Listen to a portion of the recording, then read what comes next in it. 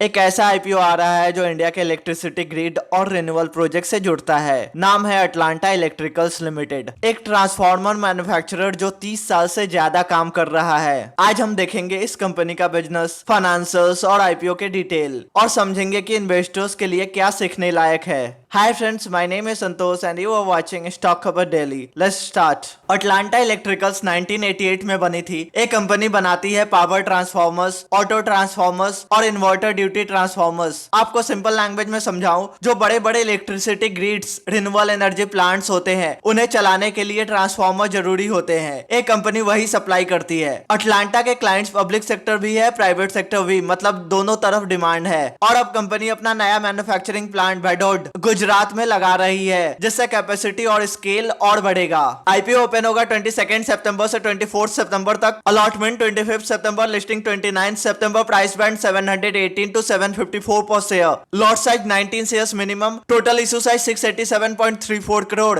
Fresh issue 400 crore. OFS 287.34 crore. यानी company नए पैसों का यूज करेगी और पुराने इन्वेस्टर्स अपना थोड़ा हिस्सा बेचेंगे। जो 400 करोड़ फ्रेश इशू आ रहा है, उसका यूज कुछ इस तरह होगा: 210 करोड़ नए प्लांट और कैपिटल एक्सपेंडिचर के लिए, 79.10 crore loan repayment, 110.90 crore general corporate purposes. Simple language में पैसा होगा एक्सपेंशन के लिए, खर्च कम करने के लिए और जनरल ग्रोथ के लिए। टोटल इक्विटी और net worth FY23 164.90 crore, FY24 228.47 crore, FY25 349.90 crore. Company का नेट वर्थ बढ़ रहा है, जो एक पॉजिटिव साइन है। Long term liabilities FY23 9.45 crore, FY24 7.18 crore, FY25 99.06 crore. Debt अचानक FY25 में काफी ज्यादा हुआ, यानी एक्सपेंशन के चक्कर में बोरोइंग्स बढ़ गई। इन्वेस्टर्स को ये ध्यान रखना होगा। रेवेन्यू और sales FY23 873.88 crore, FY24 867.55 crore, FY25 1244.18 crore. FY25 में हल्का डिप था, लेकिन FY25 में स्ट्रॉन्ग रिकवरी और ग्रोथ दिख रही है। Net profit FY23 87.20 crore, FY24 63.58 crore, FY25 118.32 crore. Profit FY24 में गिरा था, लेकिन FY25 में फिर से डबल हो गया। Cash flow from operations